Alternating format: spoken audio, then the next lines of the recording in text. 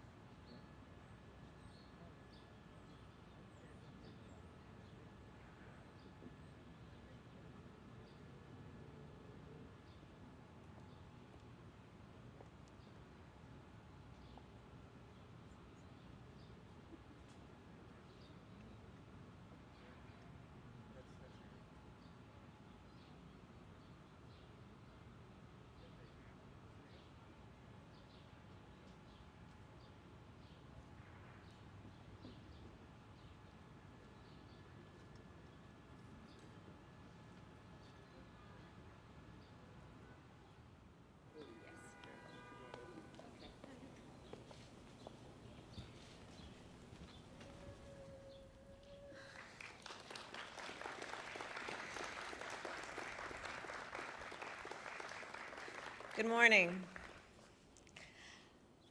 Over the course of my career, I have seen gun violence up close. I've looked at autopsy photographs. I've seen with my own two eyes what a bullet can do to the human body. I've held hands with the hands of parents who have lost a child. I have seen children who were traumatized by the loss of a parent or sibling. And I have fought my entire career to end this violence and to pass reasonable gun safety laws. Time and again, as progress has stalled, we have all asked, what are we waiting for? Because we aren't waiting for a tragedy, I know that. We've had more tragedy than we can bear. We aren't waiting for solutions either, because the solutions exist. They already exist. People on both sides of the aisle want action. Real people on both sides of the aisle want action.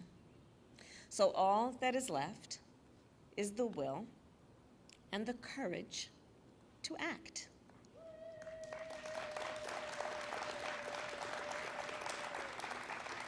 And President Joe Biden has the will and the courage to act.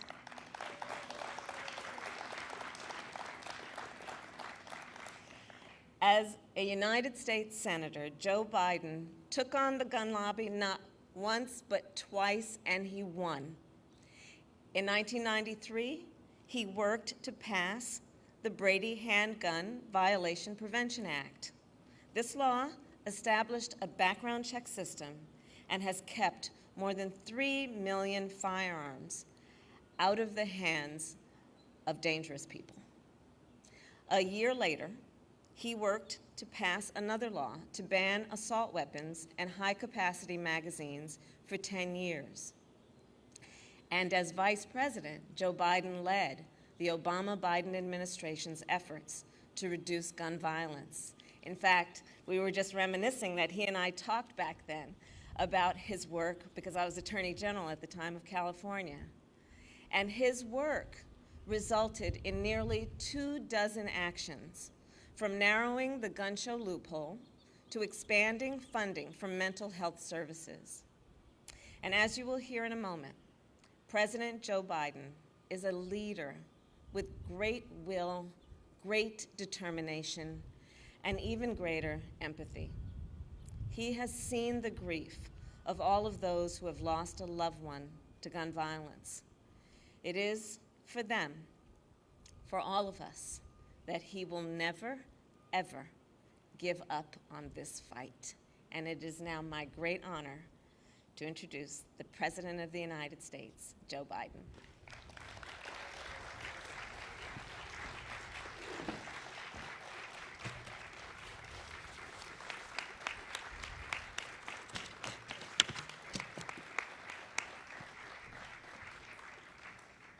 Thank you, Kamala, Madam Vice President. Thank you very much. You know, we're joined today by the Attorney General, Merrick Garland, who I've asked to prioritize gun violence. It's also good to see the second gentleman who is here, and it's good to see the First Lady, Dr. Jill Biden, who cares deeply about this issue as well. And I look out there and I see so many members of Congress who've led in this fight, so many of you who've never given up, so many of you are absolutely determined, as Murphy and others are, to get this done. We got a long way to go. It seems like we always have a long way to go. But I also, today, we're taking steps to confront not just the gun crisis, but what is actually a public health crisis. Nothing I'm about to recommend in any way impinges on the Second Amendment. They're phony arguments suggesting that these are Second Amendment rights at stake from what we're talking about. But no amendment to the Constitution is absolute. You can't yell fire in a crowded movie theater. We call it freedom of speech.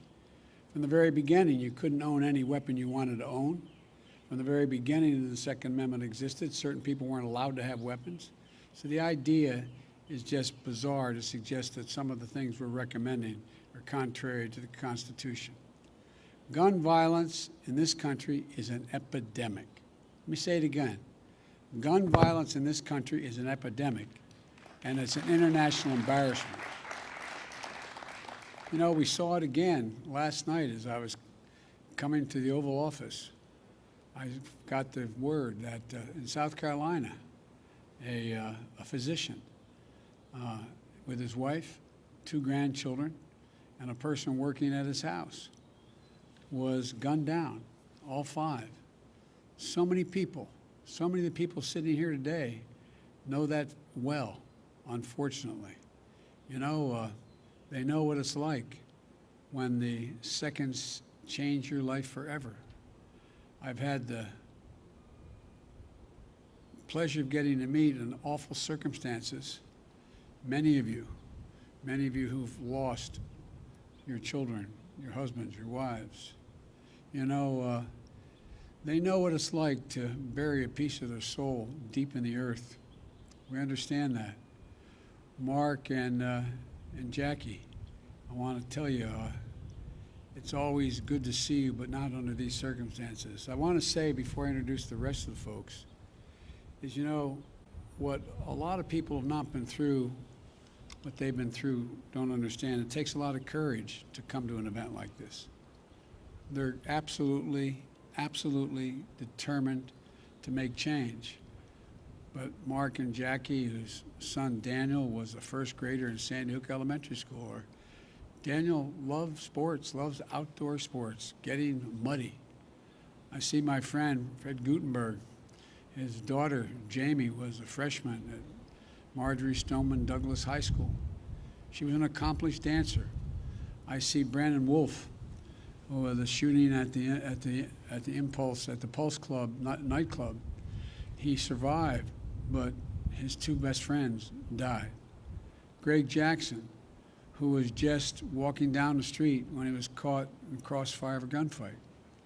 And of course, I see a close friend of Jill's and mine, Congresswoman Gabby Gifford, who is here, who was speaking with her constituents in front of a grocery store in her state when she was shot and a member of her staff was killed.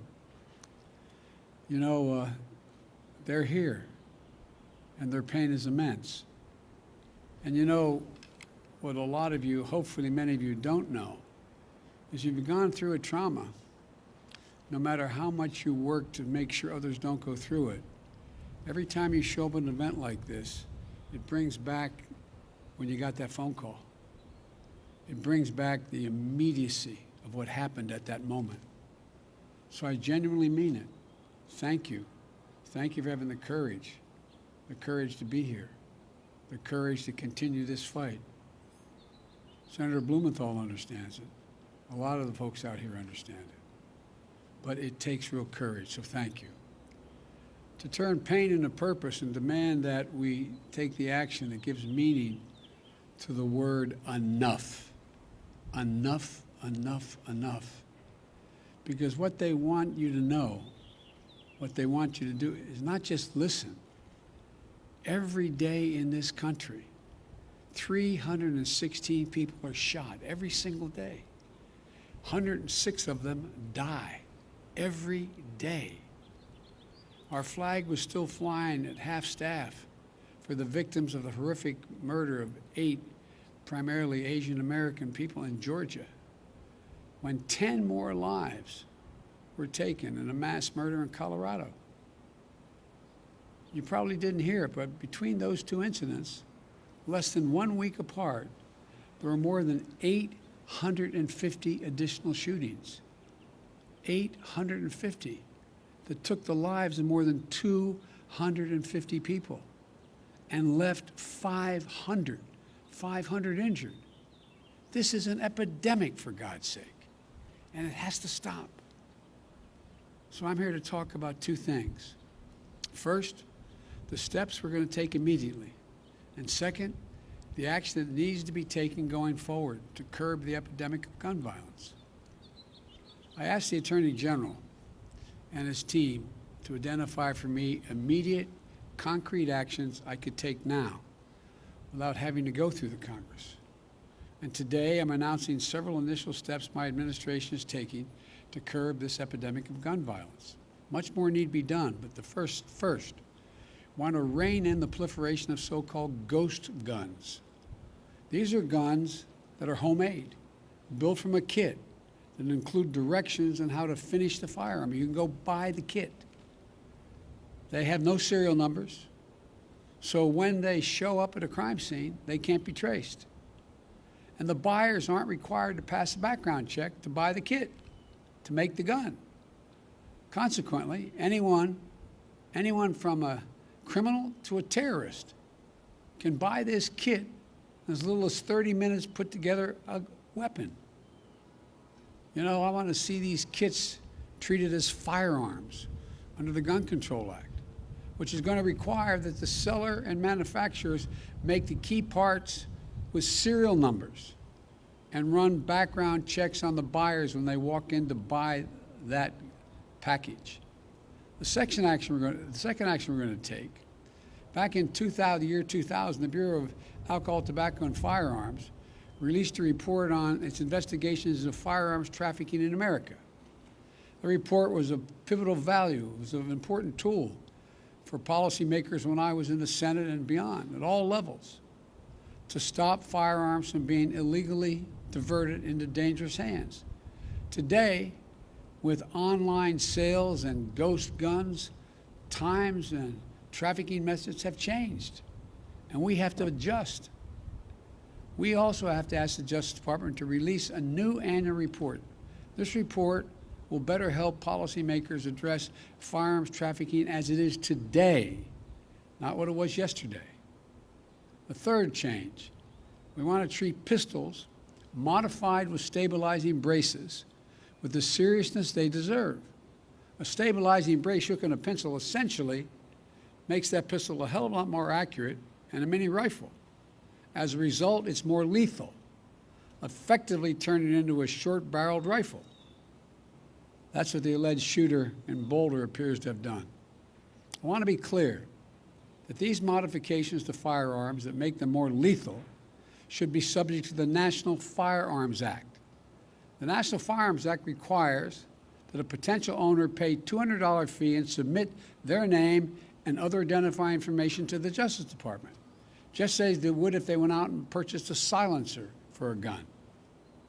Fourthly, during my campaign for president, I wanted to make it easier for states to adopt extreme risk protection order laws. They're also called red flag laws, which everybody in this lawn knows, but many people listening do not know. These laws allow a police or family member to petition a court in their jurisdiction and say, I want you to temporarily remove from the following people any firearm they may possess because they're a danger and a crisis. They're presenting a danger to themselves and to others. And the court makes a ruling. To put this in perspective, more than half of all suicides, for example, involve the use of a firearm. But when a gun's not available, an attempt at suicide, the death rate drops precipitously.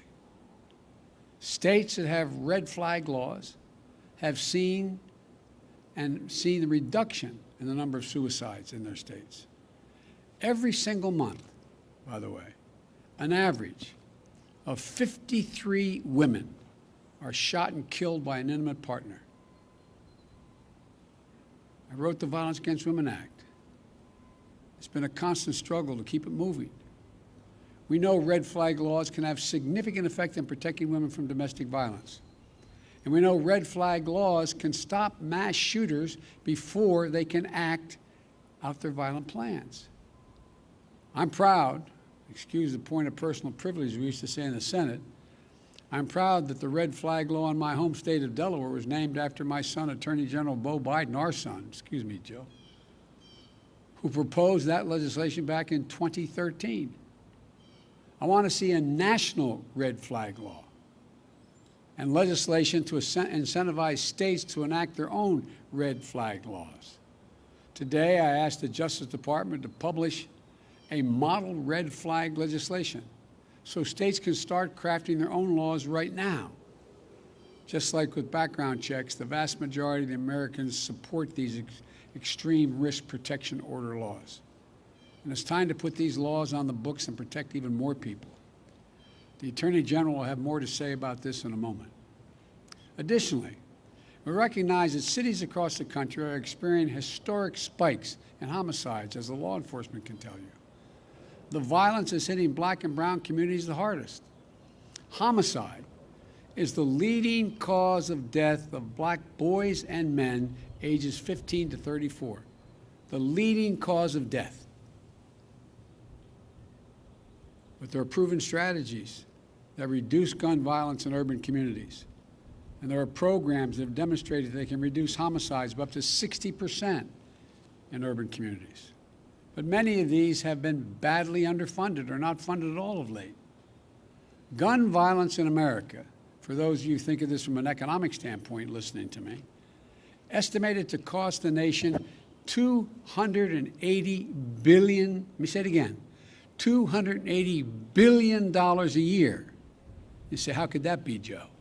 Hospital bills, physical therapy, trauma counseling, legal fees, prison costs, and the loss of productivity. Not to mention the psychological damage done to the children who live in these cities, watching this happen, knowing someone it happened to. This gun violence in their neighborhood is having profound impact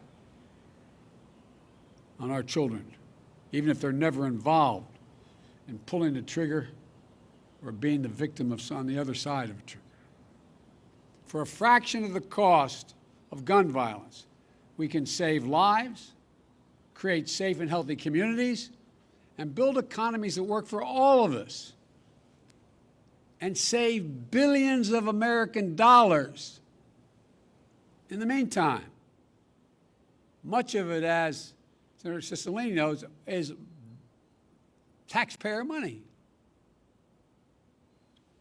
Finally, the Bureau of Alcohol, Tobacco, and Firearms, the key agency enforcing gun laws, hasn't had a permanent director since 2015. Today, I'm proud to nominate David Chipman to serve as the director of the AFT. David knows the AFT well. He served there for 25 years. And Vice President Harris and I believe he's the right person at this moment for this important agency. And I've said before, my job, the job of any president, is to protect the American people. Whether Congress acts or not, I'm going to use all the resources at my disposal as president to keep the American people safe from gun violence. But there's much more that Congress can do to help that effort. And they can do it right now. They've offered plenty of thoughts and prayers, members of Congress, but they've passed not a single new federal law to reduce gun violence. Enough prayers. Time for some action.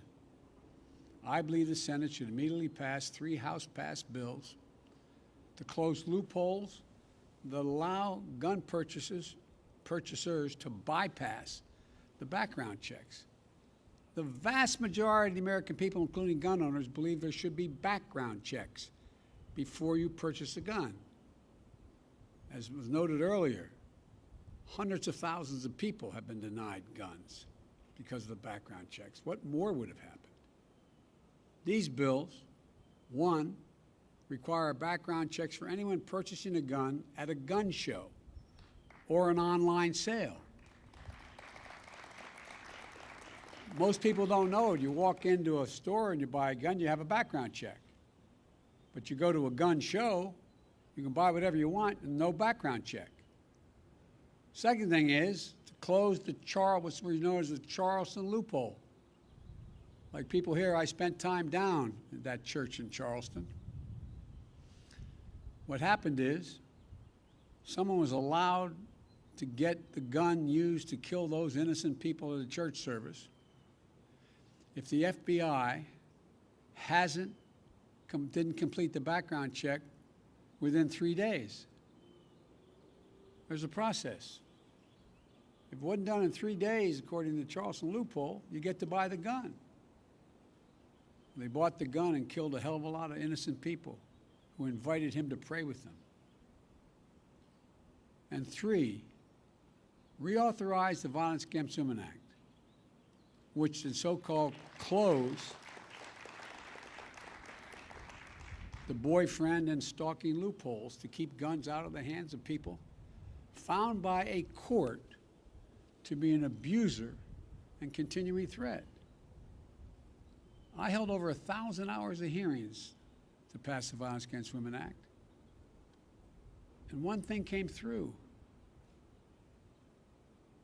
If, in fact, a stay-away order, an order preventing the abuser from coming in a certain distance of the person he has abused or she has abused. And now, the idea that they can own a weapon when they have a court order saying they are an abuser. These are some of the best tools we have right now to prevent gun violence and save lives. But all these bills, they had support of both Democrats and Republicans in the House. And universal background checks are supported by the vast majority of the American people. And I might add, the vast majority of responsible gun owners. So let me be clear. This is not a partisan issue among the American people. This is a view by the American people as an American issue. And I'm willing to work with anyone to get these done. And it's long past time that we act. Now, I know this has been a hobby horse of mine for a long time. Got it done once. We should also ban assault weapons and high-capacity magazines in this country. For that 10 years we had it done, the number of mass shootings actually went down. Even law enforcement officials have told me and told other champions of this legislation, they sometimes feel outgunned by assault weapons with large capacity magazines. There's no reason someone needs a weapon of war with 100 rounds, 100 bullets that can be fired from that weapon. Nobody needs that. Nobody needs that. We got that done when I was a United States Senator. It wasn't easy going up against the gun lobby, but it saved lives. And we should also eliminate gun manufacturers from the immunity they receive from the Congress. You realize, again, the people here, because they're so knowledgeable on here in the Rose Garden, but what most people don't realize, the only industry in America, $1 billion industry, that can't be sued, has exempt from being sued, are gun manufacturers. Imagine how different it would be had that same exemption been available to tobacco companies who knew and lied about the danger they were causing, the cancer caused and the like. Imagine where we'd be. But this is the only outfit that is exempt from being sued. If I get one thing on my list, the Lord came down and said, Joe, you get one of these, give me that one. Because I tell you what, there would be a come to the Lord moment these folks would have real quickly. But they're not. They're not. They're exempt. I know that the conversation about guns in this country can be a difficult one. But even here, there's much more common ground than anyone would believe. There's much more common ground. Everything that's being proposed today is totally consistent with the Second Amendment. And there's a wide consensus behind the need to take action. I know that when overwhelming majorities of Americans want to see something change that will affect their lives, and it still doesn't change, it can be demoralizing to our fellow citizens. It can feel like our entire political process is broken. I know it's painful and frustrating that we haven't made the progress that we'd hoped for.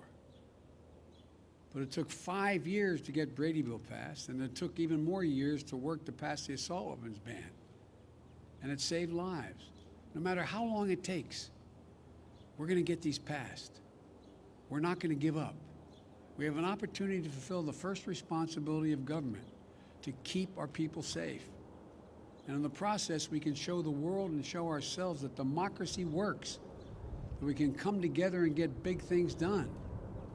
When I look around and see such brave survivors sitting out here in the Rose Garden, public servants who devoted their lives to dealing with this, advocates who feel strongly and are pushing every day to make the rational changes, and courageous parents and family members, I know the progress, even in this most difficult of issues, is possible. So folks, this is just the start. We've got a lot of work to do, but I know almost every one of you sitting in the garden here, none of you ever given up. We're not going to give up now. The idea that we have so many people dying every single day from gun violence in America is a blemish on our character as a nation. Let me say to all of you, God bless you, but most importantly, the memory of all many of you have lost in the senseless gun violence. And now I'd like to hand it over to the Attorney General for him to speak and make some comments. And I hope I get a chance to see some of you after this is over. Thank you, thank you, thank you.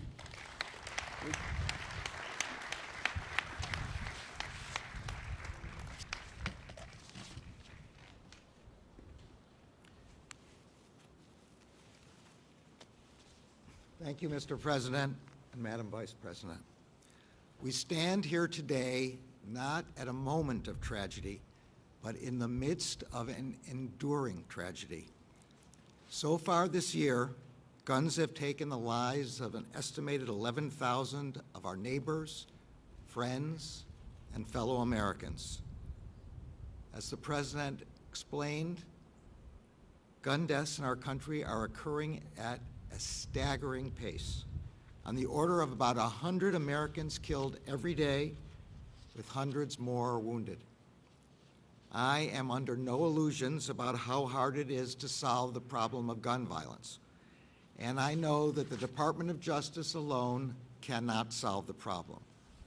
It is a problem that we must all work on together in a collective effort to keep guns out of the hands of criminals and save lives. But there is work for the department to do, and we intend to do it. Today, the Department of Justice is announcing several steps that we will take to keep guns out of the hands of criminals and reduce the risk of gun violence. First, we will ensure that we understand and measure the problem of criminal gun trafficking in a data-driven way. Over 20 years ago, ATF undertook a gun trafficking study. It then issued a report that provided information necessary to better understand and to combat criminal trafficking networks. No such study has been conducted since that time.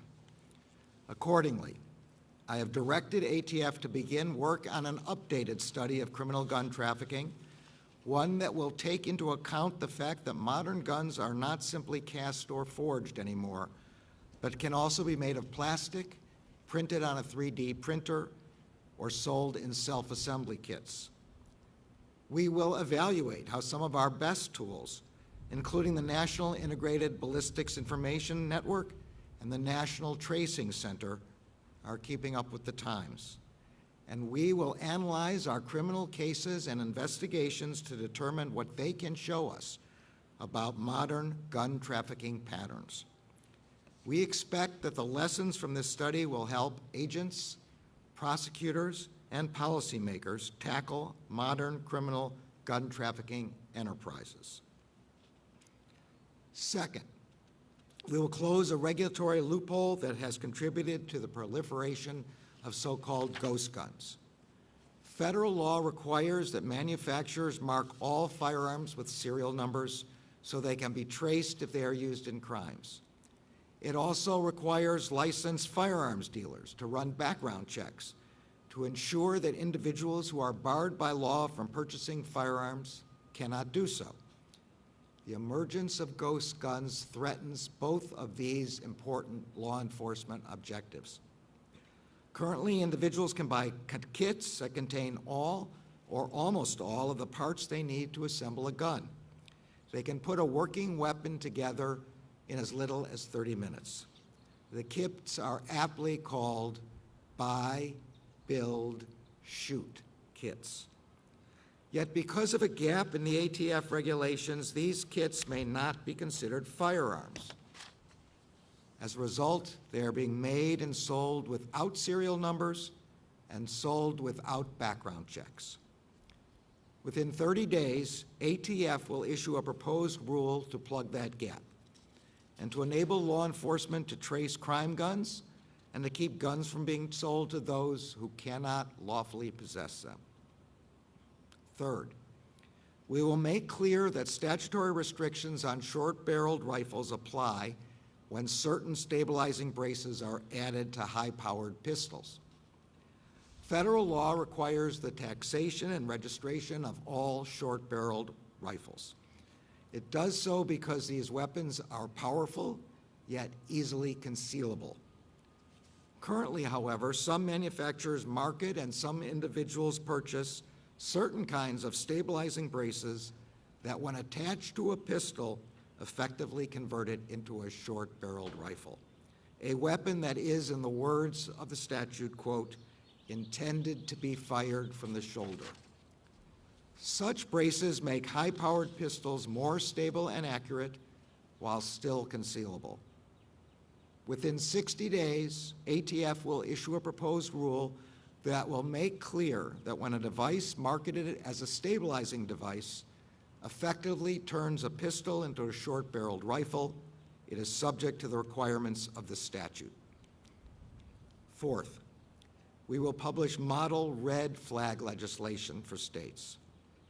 Red flag laws, as the President has explained, allow family members or law enforcement to petition for court orders that temporarily bar people in crisis from accessing firearms if they present a danger to themselves or to others. 19 states and the District of Columbia have already made this important step. Within 60 days, the Justice Department will publish model legislation that will make it easier for states that want to craft laws permitting such emergency risk orders to do so. Fifth, we will empower our communities to combat and prevent gun violence. We all recognize that although law enforcement plays an important role, gun violence is not a problem that law enforcement alone can solve.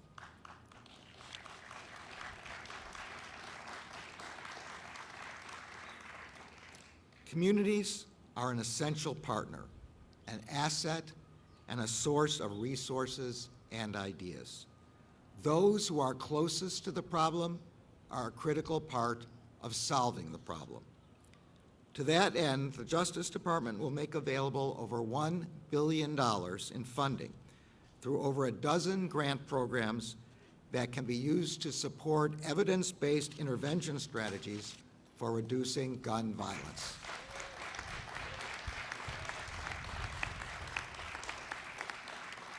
Such strategies include, but are not limited to, street outreach, violence interrupters, and hospital-based violence intervention services. I have directed all of our grant-making components to make community violence intervention and prevention a priority. Finally, none of these measures or any of the other critical law enforcement work the Department does with respect to illegal guns can be effectively carried out without strong leadership. That is why the President has nominated David Shipman to be the next ATF director. Mr. Shipman has come up through the ranks, spending 25 years in the trenches fighting illegal gun trafficking and criminal enterprises. His extensive experience as an ATF agent will prove invaluable, and I look forward to working with him. Looking out at many of you is not only a reminder of the tragic toll that gun violence takes on our communities, but also of the resilience and determination that it will take to make our communities safer. The Department of Justice shares your commitment and that of the President and of the Vice President to stopping the plague of gun violence and saving the lives of those we love. Thank you.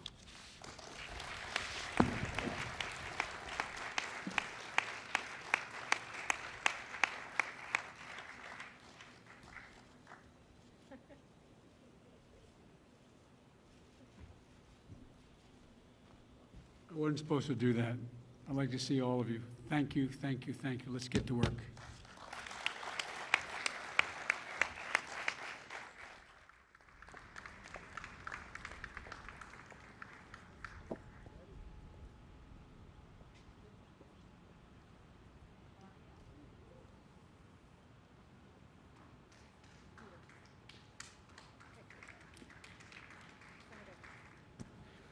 Ladies and gentlemen, please remain in your seats until the President and stage participants have departed.